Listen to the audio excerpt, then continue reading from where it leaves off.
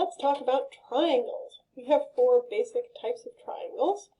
The first is scalene. Here we've got all three sides are different, and that means their angles are also different.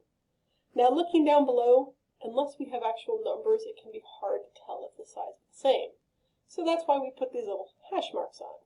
So angle A, since that's one hash mark, that's two hash marks, and that's three hash marks, I then assume that all three of those sides are different, which does make that a scalene triangle.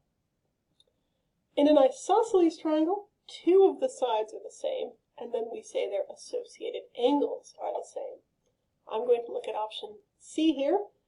We've got one hash mark on each of those sides, so those are the same. So this is isosceles. And then when we talk about the angles that are the same, it's the angles that are opposite. So this third side and the angle across from it are different. Next, we've got equilateral. That one, think equal. All three sides are the same. All three angles are the same, which means they will be 60 degrees. And option B here, as you can see, we've got one hash mark on each side, so I assume they are all the same. So that is an equilateral triangle. Finally, we have right triangles, where one of my angles is a right angle. So option D here is right. But that will then also be either scalene or isosceles.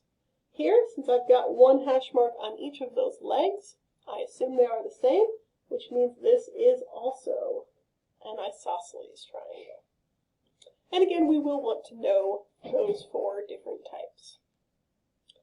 The other basic thing we want to hit with triangles is the degrees.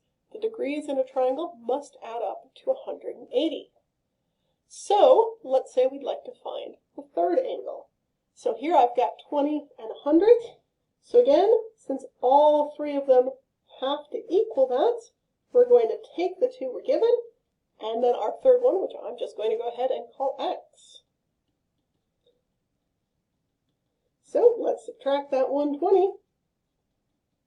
And it looks like x is 60 degrees. And that is our introduction to triangles.